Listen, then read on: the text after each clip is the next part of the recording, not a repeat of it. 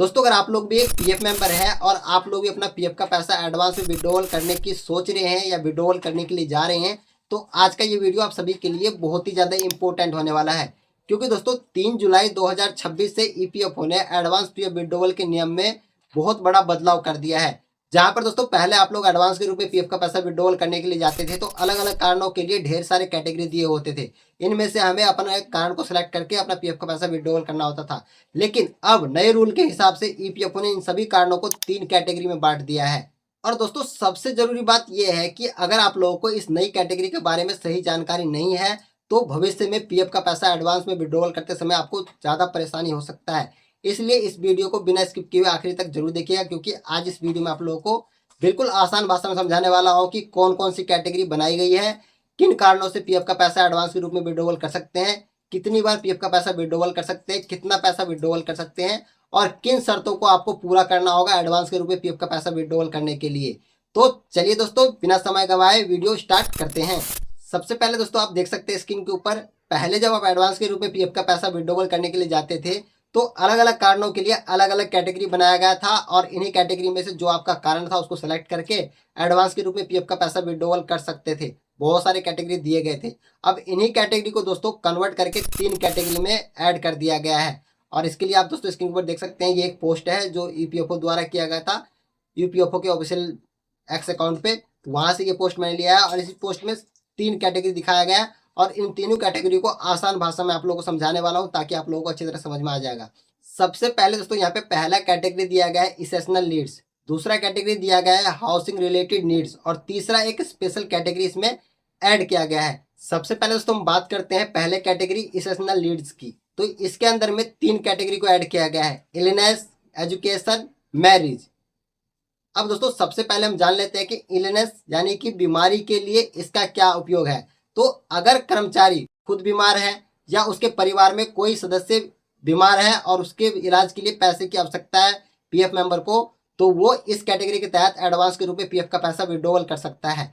यहाँ पे दोस्तों पोस्ट में देख सकते हैं नो लिमिट लिखा हुआ है, यानी कि बीमारी के लिए अगर आप पीएफ का पैसा विड्रॉल कर रहे हैं तो इसके लिए कोई लिमिट नहीं है, आप कितनी बार पीएफ का पैसा विड्रॉल कर सकते हैं। लेकिन एक बात आपको ध्यान देना है कि इस पारा के तहत एक महीना में केवल एक बार पीएफ का पैसा विड्रॉल कर सकते हैं। तो 12 महीना होता है, तो एक साल में आप 12 बार जो है पीएफ का पैसा इस पारा के तहत विड्रॉल कर सकते हैं, यानी कि हर महीना एक बार विड्रॉल लगा सकते हैं। अब दोस्तों बात करते हैं एजुकेशन यानी शिक्षा की। अगर आप पढ़ाई कर रहे हैं या आपके बच्चे पढ़ रहे हैं और पढ़ाई पूरा करने के लिए आपको पैसे की आवश्यकता है तो आप एजुकेशन कैटेगरी के तहत एडवांस के रूप में पीएफ का पैसा विड्रॉल कर सकते हैं। लेकिन दोस्तों यहाँ पे एक लिमिट लगाया गया है, आप पूरे सर्विस के दौरान 10 बार इस एजुकेशन कैटेगरी के तहत एडवांस के रूप में पीएफ का पैसा विड्रॉल कर सकते हैं।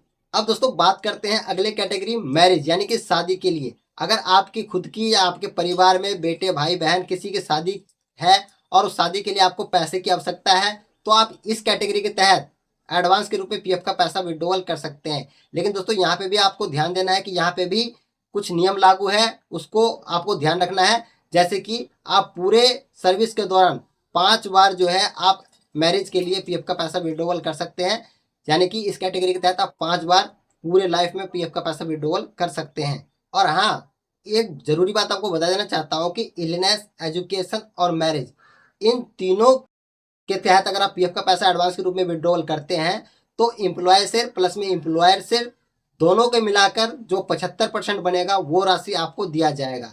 लेकिन इसके लिए एक जरूरी शर्त भी रखा गया है, अगर आपकी पीएफ सदस्यता 12 महीने पूरी नहीं हुई है तो आप इन कैटेगरी के तहत एडवांस के रूप में पीएफ का पैसा विड्रॉल नहीं कर सकते हैं। कम से कम 1 साल की पीएफ सदस्यता पूरी होनी चाहिए, तभी आप इन कैटेगरी के तहत पीएफ का पैसा एडवांस के रूप में विड्रॉल कर सकते हैं। अब दोस्तों बात करते हैं दूसरी कैटेगरी हाउसिंग रिलेटेड नीड्स की। इस कैटेगरी के तहत घर से जुड़े हुए सभी काम को शामिल किया गया है। अगर आप फ्लैट, प्लॉट या घर खरीदना चाहते हैं या नया घर बनवाना चाहते हैं या फिर होम लोन चुकाना चाहते हैं या फिर अपने घर की मरम्मत या रेनोवेशन करवाना चाहते हैं तो इस कैटेगरी के तहत एडवांस के रूप में पीएफ का पैसा विड्रॉल कर सकते हैं।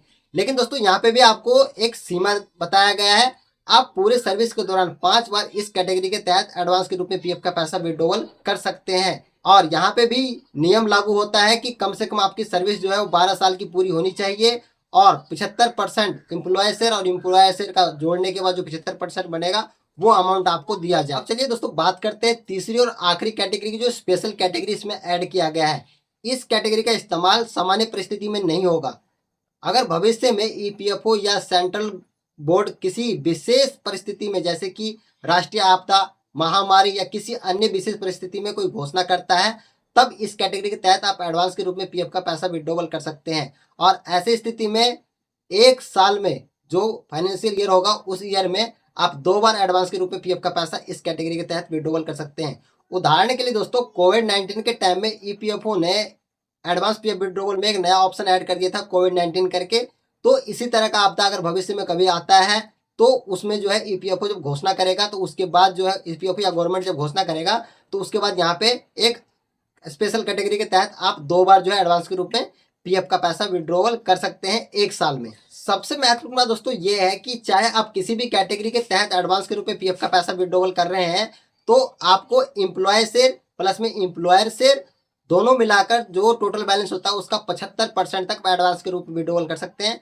25% आपके पीएफ अकाउंट में सेफ रहेगा। लेकिन याद रखिएगा, आपकी पीएफ सदस्यता कम से कम 12 महीने पूरी होनी चाहिए, यानी कि 1 साल तक आप कंटिन्यू काम कर रहे हैं, आपका पीएफ जमा हो रहा है। ईपीएफओ का अन्य पात्रता शर्तें जो है उसको भी पूरा करना पड़ेगा। और दोस्तों आवेदन करते समय आपके पीएफ अकाउंट में आवश्यक न्यूनतम बैलेंस शेष होना चाहिए।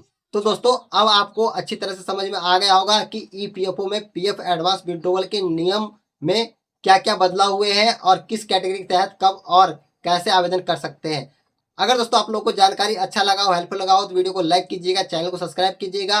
फेसबुक पे देख रहे हैं तो पेज को फॉलो जरूर कर लीजिएगा और दोस्तों अपने दोस्तों के साथ फेसबुक ग्रुप में जरूर शेयर कीजिएगा। मिलते हैं नेक्स्ट वीडियो में नए अपडेट के साथ, तब तक के लिए धन्यवाद।